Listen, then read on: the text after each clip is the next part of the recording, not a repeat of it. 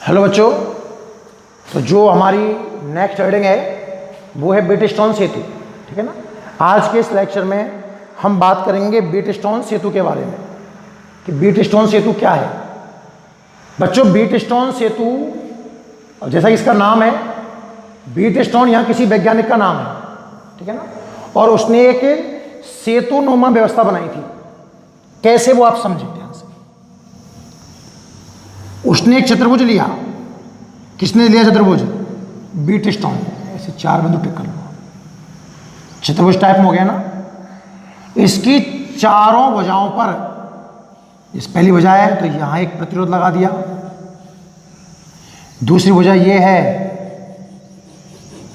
यहां एक प्रतिरोध लगा दिया, तीसरी भुजा पर भी उसने एक प्रतिरोध लगा दिया और चौथी भुजा पर भी उसने एक प्रतिरोध लगा दिया। तो व्हीटस्टोन नामक वैज्ञानिक ने चार प्रतिरोधों की एक चतुर्भुज नुमा व्यवस्था बनाई। डायग्राम छोटा पड़ेगा बच्चों, है ना, थोड़ा बड़ा बनाते हैं ताकि आप क्लियरली इन चीजों को महसूस कर पाओ। सुनिए, चार चतुर्भुज ले लिया मैंने, बढ़िया से ले लिया, ज्यादा बड़ा हो गया। अरे भाई बन जाए यार, ठीक रहेगा। पहला प्रतिरोध, दूसरा प्रतिरोध, तीसरा प्रतिरोध और ये भाई साहब चौथा प्रतिरोध। चतुर्भुज का नाम दे दो ए बी सी डी। ठीक है। और प्रतिरोध का नाम दे दो पी क्यू आर एस। कुछ भी लिख दो कि व्हीटस्टोन नामक वैज्ञानिक ने, ध्यान सुनिए, व्हीटस्टोन नामक वैज्ञानिक ने चार प्रतिरोध पी क्यू आर एस को, दिख रहे हैं ना आपको, चार प्रतिरोध पी क्यू आर एस को कहां जोड़ा बच्चों? चतुर्भुज ए बी सी डी की भुजाओं पर। चतुर्भुज ए बी सी डी की चार भुजाओं पर जोड़ा। क्लियर है। विशेषता यह है कि इन चार प्रतिरोध में से तीन तो ज्ञात हैं और चौथा है अज्ञात। कोई सही मान लेना, भले कोई फर्क नहीं पड़ेगा। तो हमें तीन ज्ञात प्रतिरोधों की सहायता से चौथे अज्ञात प्रतिरोध का मान ज्ञात करना है। तो अगर कोई आपसे यह पूछे कि व्हीटस्टोन सेतु क्या काम आता है, तो आपका जवाब होगा बच्चों कि इसमें तीन ज्ञात प्रतिरोधों की सहायता से चौथे अज्ञात प्रतिरोध का मान ज्ञात किया जाता है। क्लियर। बनावट की बात करूं तो चतुर्भुज ए बी सी डी की चार भुजाओं पर उसने चार प्रतिरोध पी क्यू आर एस जोड़ दिए बच्चों। धारा प्रवाहित करने के लिए ए और सी के बीच में यहां एक तो लगा दी उसने बैटरी और एक लगा दी उसने कुंजी। धारा प्रवाह के लिए ए और सी के बीच में एक तो बैटरी जोड़ दी इसने, ई कह दो वी कह दो, कोई फर्क नहीं पड़ेगा, प्लस माइनस। और ये कुंजी, पहली कुंजी है K1 नाम दिया है इसको मैंने। ठीक है। बी और डी के बीच में एक तो बच्चों इसने जोड़ दिया धारा मापी। धारा मापी हम चैप्टर नंबर 7 यानी कि अगले पाठ में बहुत डीपली पढ़ने वाले हैं। पहली बात तो फिर भी आपको हल्का हल्का नाम बता दूं, जैसा इसका नाम है धारा मापी, धारा मापता है। अब साहब अमीटर भी तो धारा नापता है, तो इनमें क्या डिफरेंस है ये चर्चा अपन बाद में करेंगे, अभी छोड़ते हैं क्योंकि हमारा टॉपिक व्हीटस्टोन चल रहा है, इसको पढ़ते हैं। धारा मापी जोड़ दिया धारा के संसूचन के लिए, और एक इसने कुंजी लगा दी, क्या नाम दूं? K2।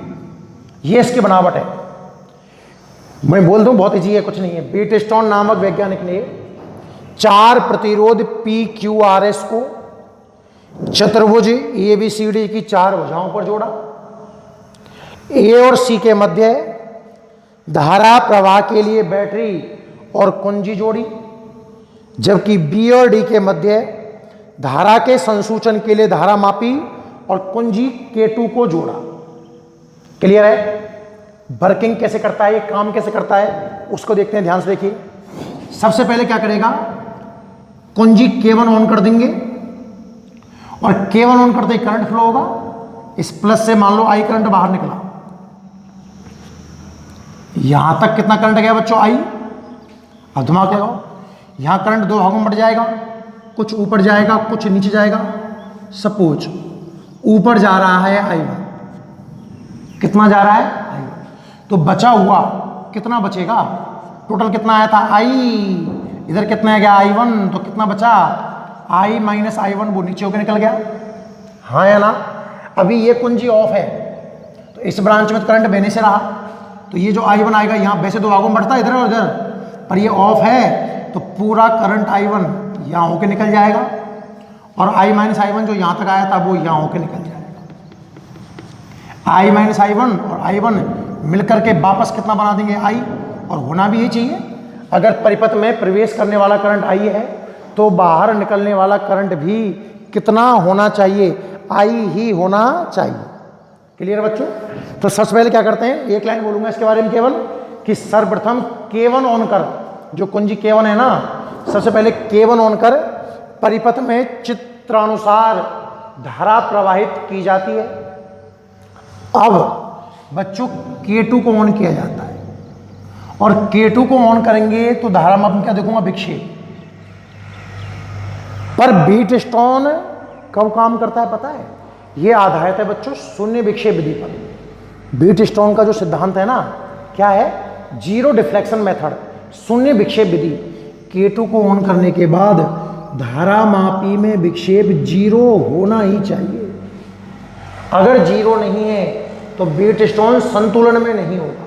कोई आपसे पूछे कि बीट स्टोन कब संतुलन में होगा, कब, जब यहां विक्षेप कितना आएगा, जीरो। तो इसका जो सिद्धांत है बच्चों, अब मैं 2-3 छोटे छोटे क्वेश्चन पूछता हूं धीरे धीरे, कि बीट स्टोन सेतु किस सिद्धांत पर आधारित है, प्रिंसिपल क्या है इसका, तो आप कहोगे बच्चों शून्य विक्षेप विधि। बीट स्टोन सेतु जीरो डिफ्लेक्शन मेथड, मतलब शून्य विक्षेप विधि पर आधारित है पहली बात। और काम क्या आता है, 3 ज्ञात प्रतिरोधों की सहायता से चौथे अज्ञात प्रतिरोध का मान ज्ञात किया जाता है। मैं लिखता हूं, देखना कि यह कौन बीट स्टोन सेतु पढ़ रहे हैं, यह है शून्य विक्षेप विधि। कौन सी बच्चों, जीरो डिफ्लेक्शन मेथड, शून्य विक्षेप विधि पर आधारित ऐसी युक्ति है। कैसी युक्ति है, जिसकी सहायता से 3 ज्ञात प्रतिरोधों द्वारा चौथे अज्ञात प्रतिरोध का मान ज्ञात किया जाता है। यह बात ध्यान रखें। इसमें 2 जवाब है बच्चों कि बीट स्टोन सेतु किस सिद्धांत पर आधारित है। उसका आंसर तो होगा, मैंने अंडरलाइन कर दिया है, शून्य विक्षेप विधि। किस पर आधारित है, शून्य विक्षेप विधि पर आधारित है। और ये काम पूछे आपसे कि क्या काम आता है, तो बच्चों इसका काम है, इसमें 4 प्रतिरोध हैं, जिनमें से 3 तो कैसे हैं, ज्ञात, और चौथा कैसा है, अज्ञात। तो आप 3 ज्ञात प्रतिरोधों द्वारा जो चौथा अज्ञात प्रतिरोध है उसका मान ज्ञात कर सकते हो। क्लियर? बनावट देखना इसकी, मैं बोल रहा हूं, मैं आपको लिखा दूंगा क्योंकि इतनी जगह नहीं है कि मैं लिखूं। बनावट में क्या कहेंगे हम कि बीट स्टोन नामक वैज्ञानिक ने 4 प्रतिरोध PQRS को 4 प्रतिरोध लिए, चतुर्भुज ABCD की 4 भुजाओं पर जोड़ दिया। A और C के बीच में धारा प्रवाह के लिए बैटरी और कुंजी जोड़ दी, और B और D के बीच में धारा के संसूचन के लिए धारा मापी और कुंजी K2 को जोड़ा। क्लियर है? बात करें इसकी क्रियाविधि की, तो क्रिया विधि क्या कहती है, सबसे पहले K1 को ऑन किया जाता है, K1 को ऑन करके परिपथ में चित्रानुसार विद्युत धारा प्रवाहित होती है। अब K2 को ऑन किया जाता है और क्या देखते हैं हम, धारामापी में विक्षेप। यदि विक्षेप 0 है, याद रहे बार बार बोल रहा हूं बच्चों कि बीटस्टोन सेतु तभी काम करेगा, मतलब संतुलन में होगा, जब धारामापी में विक्षेप कितना होगा, 0। तभी तो कहते हैं शून्य विक्षेप विधि पादायत है। यदि विक्षेप कितना है, 0, तो सेतु कहां होगा बच्चों, संतुलन।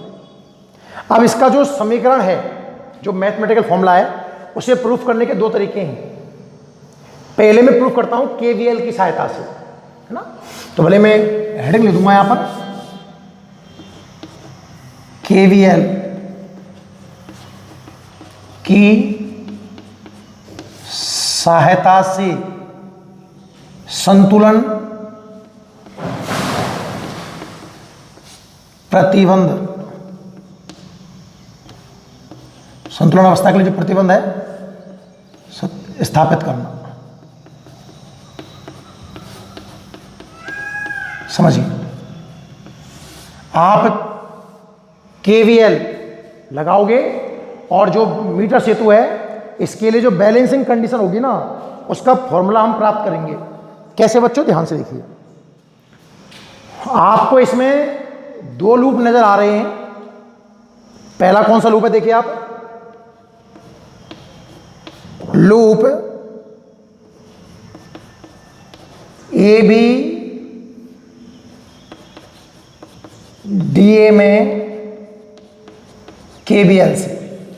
जो फर्स्ट लूप नजर आ रहा है, ध्यान से देखिए, ए बी डी ए ना, तो अब इसमें केवीएल लगाइए। देखो बच्चों, यहां से स्टार्ट हो जाऊं, ए से, अरे लूप का चयन कर लिया, एक और दो, इसमें भी क्लॉकवाइज घूमूंगा, इसमें भी क्लॉकवाइज घूमूंगा, सब फालतू की बातें थी। ए से स्टार्ट हो जाओ और घूम करके ए पर ही आना है। तो जब हम ए से भी गए, सोचो ध्यान से, जब हम ए से भी गए बच्चों, तो प्रतिरोध बढ़ा। वैल्यू कितनी है प्रतिरोध की, पी, करंट कितना है, I1, तो इसका वोल्टेज जो होगा IR से पी I1 होगा। आप ए से भी जा रहे हो, करंट भी ए से भी जा रहा है, तो आप प्लस का इसको पी I1 लिखने वाले हो शायद, हाँ या ना। ए से बी के बाद में आप बी से डी जाओगे। इस ब्रांच में प्रतिरोध तो है बच्चों जी, धारामापी का अपना एक प्रतिरोध होता है, पर जब आपने कुंजी ऑन की तो यहां विक्षेप ही नहीं आया। विक्षेप नहीं आया मतलब बी से डी में कोई करंट ही नहीं बहा, और जब करंट ही नहीं बहा बच्चों, तो इसका करंट आपको 0 लेना है। कितना करंट लेना है, 0। तो G इंटू 0 कितना आएगा, 0। उसे लिखो मत लिखो कोई फर्क नहीं पड़ता। आप ए से बी गए, पी I1 प्लस का हो गया, बी से डी आया, करंट ही नहीं है तो बात करना ही बेकार है। फिर डी से ए आ रहा हूं, मैं आ रहा हूं ए से, करंट जा रहा है नीचे, तो पहली बात तो चिन्ह नेगेटिव आएगा। कितना वोल्टेज होगा इसका, करंट होना प्रतिरोध I minus I1 into are, और बराबर, क्या इसमें कोई बैटरी मिली बीच में, नहीं मिली, बराबर में कितना आएगा, 0। आप चाहो तो पक्षांतरण करके इसका जो समीकरण बना है, समीकरण नंबर 1, आपको समझ में आया कि नहीं आया, अच्छे से ढंग से देख लेना भाई। सबसे पहले आपने क्या किया, लूप चुना। कौन सा लूप चुना बच्चों हमने, ए बी डी ए। कौन सा लूप चुना, ए बी डी ए, और उस ए बी डी ए में मैंने केवीएल लगाया। केवीएल लगाना सबको समझ में आ जाना चाहिए बच्चों। ए से बी गया, प्रतिरोध पड़ा, उसकी वैल्यू पी I1, मैं और करंट एक ही दिशा में थे इसलिए प्लस का लिया। बी से डी में कोई करंट ही नहीं है, करंट नहीं है, बात करना ही बेकार है। और डी से ए आए तो करंट से उल्टे आई तो नेगेटिव आया, और आर I माइनस I1 आया। पर चूंकि इसमें कोई बैटरी नहीं है, बैटरी का आपको सब नीचे तो है, नीचे से क्या मतलब है भाई, ए बी डी ए में जब आप घूमे तो कोई बैटरी मिली क्या, नहीं मिली, बराबर में कितना आ जाएगा, 0। सेम, अब आप भले स्क्रीन पॉज करके अगले लूप में आप लगा के देख लीजिए। कौन से लूप की बात कर रहा हूं मैं, लूप कौन सा, बी सी डी बी में केवीएल से, B C D B. Screen pause करके आप लगा सकते हो भाई, मैं चालू करता हूं, देखना आप क्या आप ऐसे सोच रहे थे क्या। बी से सी गए हम इधर, करंट भी इधर, पहली बात तो प्लस में आएगा, कितना आएगा ये, क्यू I1, कितना आएगा क्यू I1। फिर हम इधर आए, करंट ऊपर गया, माइनस में आएगा एस I माइनस I1, और इसमें तो करंट है ही नहीं है, बैटरी कहीं मिली नहीं, तो बराबर 0। क्या आपका समीकरण ऐसा ही निकल के आया? समीकरण नंबर 2। अरे कहानी समझ में आई ना? 2 लूप लिया आपने। मैं संतुलन समीकरण निकाल रहा हूं। संतुलन समीकरण का मतलब जब विक्षेप कितना आता है 0, और संतुलन समीकरण निकाल रहा हूं मैं किरचॉफ के नियम का उपयोग करते हुए। समीकरण नंबर 1 और 2 समझ में आ गए होंगे। समीकरण नंबर 1 में 2 का भाग देके देखो आप। समीकरण 1 में 2 का भाग देने पर दे दो भाई,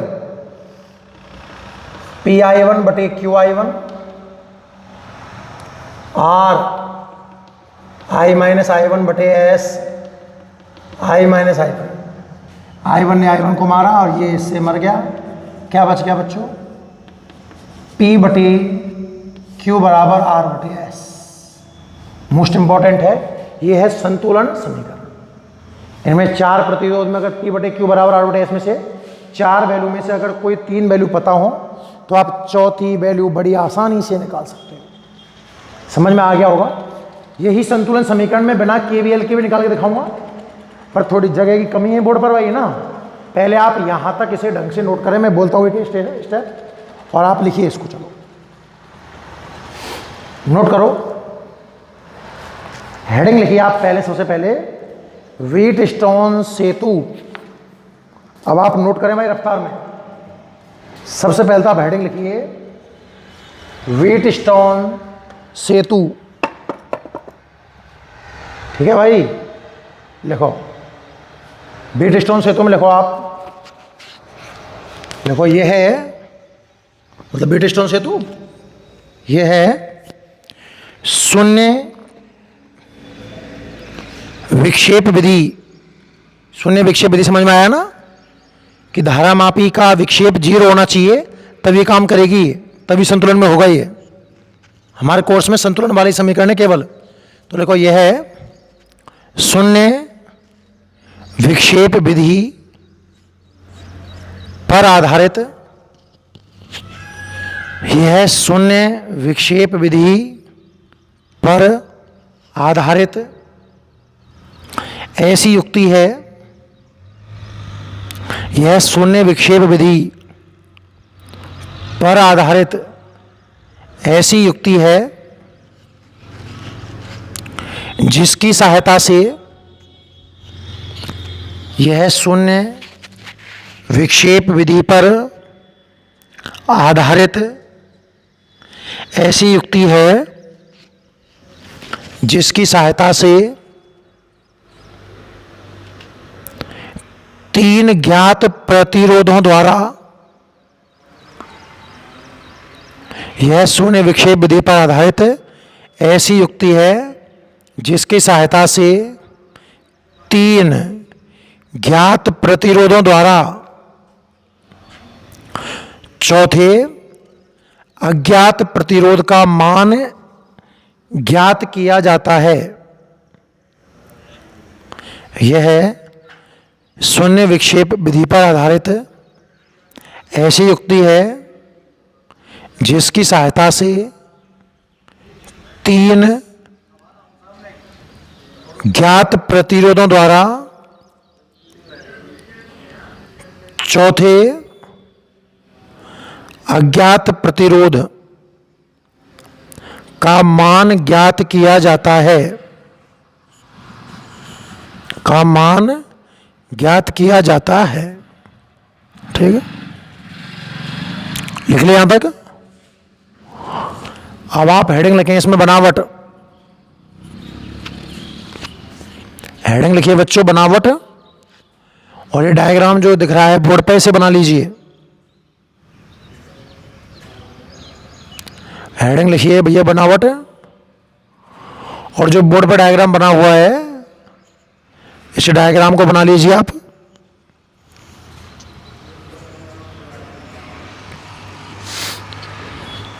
स्क्रीन पॉज कर लो भले ही है ना, और ये बोर्ड पे जो डायग्राम है वो आप डायग्राम बनाओ। बना लिया, इसमें लिखो बनावट में लिखो भाई बनावट लिखो कि व्हीटस्टोन नामक वैज्ञानिक ने, ये डायग्राम आप बना लिए होंगे ना, और डायग्राम बनाने के बाद आप लिखो व्हीटस्टोन, व्हीटस्टोन सेतु है ना, तो व्हीटस्टोन एक साइंटिस्ट है इसमें, कि व्हीटस्टोन नामक वैज्ञानिक ने, व्हीटस्टोन नामक वैज्ञानिक ने 4 प्रतिरोध, दिख रहे हैं आपको 4 प्रतिरोध, PQRS दिख रहे हैं ना, तो व्हीटस्टोन नामक वैज्ञानिक ने 4 प्रतिरोध P, Q, R तथा S,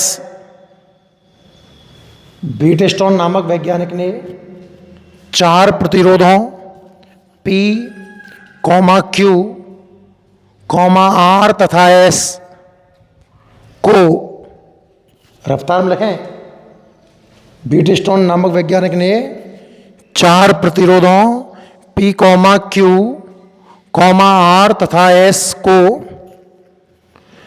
चतुर्भुज ABCD की 4 भुजाओं पर जोड़ा।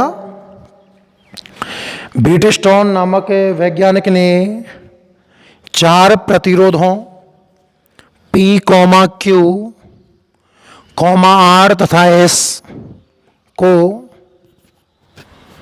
चतुर्भुज ABCD की 4 भुजाओं पर जोड़ा, 4 भुजाओं पर जोड़ा। A तथा C के मध्य, A तथा C के मध्य, A तथा C के मध्य बैटरी व कुंजी को जोड़ा। A तथा C के मध्य बैटरी व कुंजी को जोड़ा। A और C के मध्य बैटरी और कुंजी को जोड़ा तथा B और D के मध्य, डायग्राम में देखते जाओ, लिखते जाओ।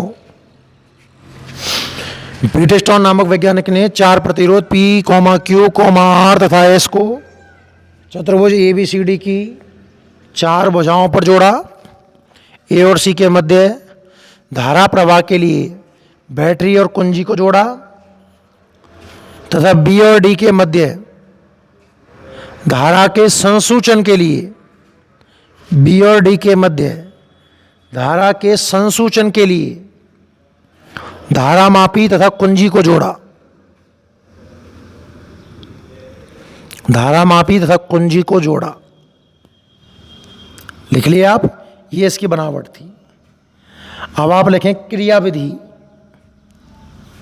क्या लिखें? क्रियाविधि। क्रियाविधि में लिखो सर्वप्रथम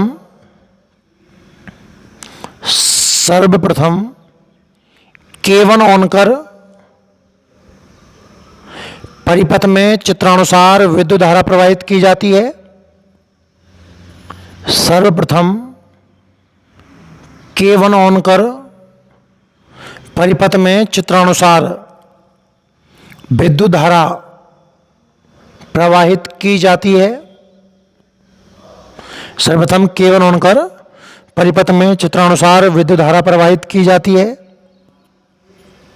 ठीक है। अब K2 ऑन कर, 2 कुंजी है ना, K1 और K2, तो पहले तो K1 ऑन करके परिपथ में चित्रानुसार विद्युत धारा प्रवाहित कर दी। अब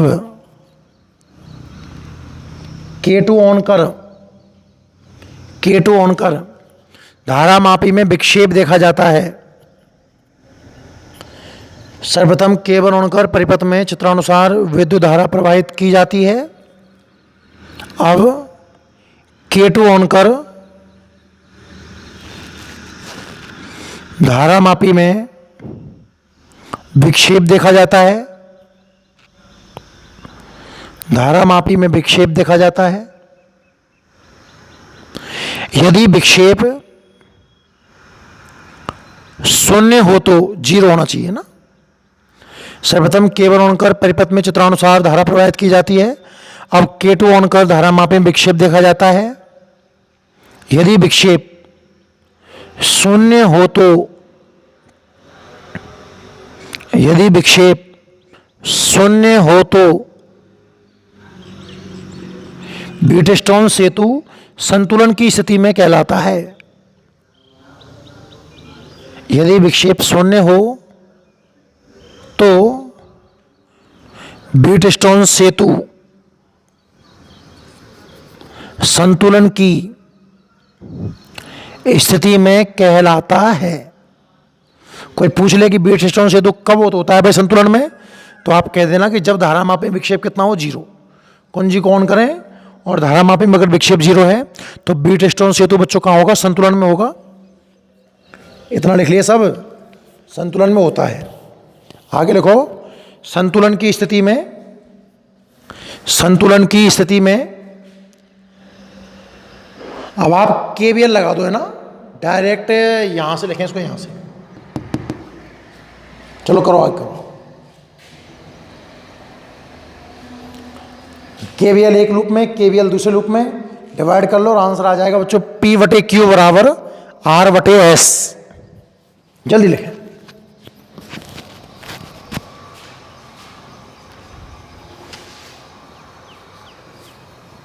P/Q बराबर R/S।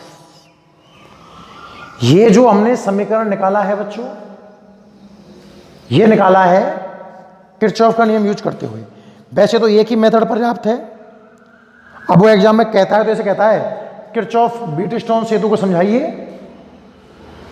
और किरचॉफ के नियम की सहायता से संतुलन समीकरण प्राप्त कीजिए। तो लिख सकते हो आप, सिंपल के ही संतुलन प्राप्त करो और आप केवीएल से लिखते हो तब भी सही माना जाएगा।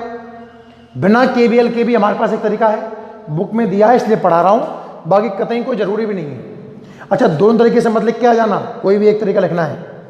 साफ कर रहा हूं मैं ना, स्क्रीन पॉज करके इसको पूरा लिख लें, ठीक है। आगे देखें, साफ कर दूं।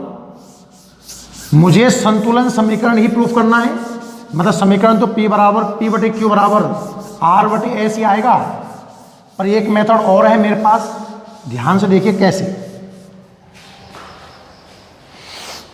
संतुलन की स्थिति में ध्यान से देखना,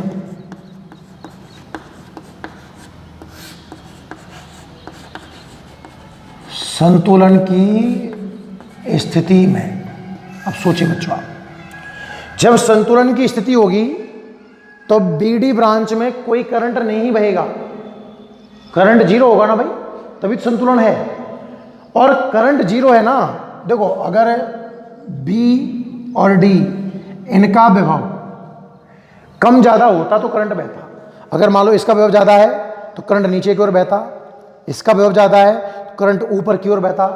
करंट नहीं बह रहा है चूंकि BD में धारा शून्य जीरो है भैया, इसका मतलब तो साफ है कि B का विभव और D का विभव बराबर होगा। ये समझ में आया आपको? मैं वही संतुलन समीकरण P/Q बराबर R/S निकालने जा रहा हूं, पर बिना KVL के। तो बच्चों BD में कोई करंट नहीं बह रहा है, इसका मतलब जितना वोल्टेज B का है उतना ही वोल्टेज D का है। अच्छा, मैं BA शामिल करना चाह रहा हूं, तो मैंने क्या किया, दोनों पक्षों में से BA माइनस कर दिया। BB माइनस BA, बात तो अभी भी वही है ना, BD माइनस BA, हाँ है ना। अच्छा, A का विभव और B का विभव, तो बच्चों A का ज्यादा है और B का कम है, तो A में से B घटाओ, ना कि B में से A। तो मैंने माइनस कॉमन लिया यहां से, तो माइनस कॉमन लूंगा तो क्या ये माइनस कॉमन लेके दिखा दो, BA माइनस B बन जाएगा। और यहां से माइनस कॉमन लूंगा तो क्या BA माइनस BD बन जाएगा। माइनस से माइनस कैंसिल आउट हो गया। ये समझ में आया कि नहीं आया? बात तो वही है ना, BD में कोई करंट नहीं बह रहा है, इसका मतलब B का वोल्टेज बराबर D का वोल्टेज। ये समझ में आ गया।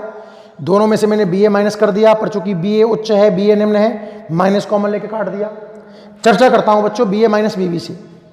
BA माइनस BB मतलब इस शाखा का वोल्टेज, इसका प्रतिरोध कितना है P, करंट कितना है I1, तो इसका जो वोल्टेज है ना वो है PI1। कितना है PI1। और BA माइनस BD इस शाखा का वोल्टेज है बच्चों R I माइनस I1। समीकरण नंबर 1 समझ में आया कि नहीं आया? याद करो किरचॉफ के नियम से भी समीकरण तो यही आया था, पर थोड़ा निकालने का तरीका अलग है बस, और कोई डिफरेंट नहीं। क्लियर है यहां तक? दूसरा देखें, एक समीकरण और चाहिए ना, वापस में वही कंसेप्ट लगा रहा हूं कि चूंकि बी का वोल्टेज बराबर है डी के वोल्टेज के, सही है ना। अब मुझे शामिल करना है सी का वोल्टेज, तो दोनों में से बी सी घटाइए आप, B B minus B C और B D minus B C. ये समझ में आया सबको? अब ऑलरेडी बी ज़्यादा है क्योंकि बी से करंट सी जा रहा है, तो बी का वोल्टेज ज़्यादा है। अब की बार माइनस कॉमन लेकर काटने की कोई ज़रूरत नहीं है। बात करूं B B minus B C की, इस ब्रांच का आएगा आप बच्चों कितना, क्यू आई वन, समझ जाओगे आप। ऐसे इस ब्रांच का आएगा S I minus I one.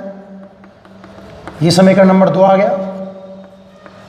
समीकरण 1 में भाग दूंगा बच्चों समीकरण नंबर 2 से, 2 पी आई वन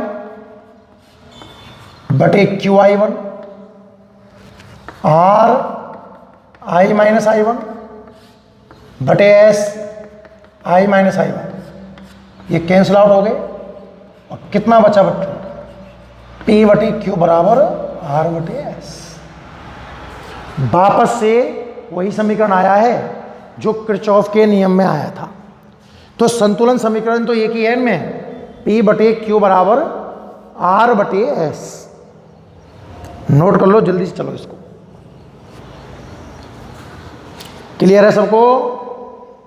ठीक है भैया, स्क्रीन पॉज कर लो और लिख लो। इसमें एक बात और बता दूं मैं आपको कि जब पी क्यू आर एस चारों एक ही कोटि के होते हैं ना, तो व्हीटस्टोन सेतु सर्वाधिक सुग्राही होता है। ऐसा ना हो कि एक तो 100, 200, 500 हैं, एक ओम 2 ओम हो, तो आंसर गलत आएगा। लगभग सब बराबर वैल्यू कैसे होंगे ना। कोई पूछे कि व्हीटस्टोन सेतु कब सुग्राही होता है, तो आंसर आएगा जब सभी प्रतिरोध लगभग एक ही कोटि के हों। क्लियर है? चलो आज के लिए इतना ही, बाकी अपन अपना अगली वीडियो में देखेंगे। ठीक है ना बच्चों? नोट कर लो, स्क्रीन पॉज करके ढंग से अच्छा से।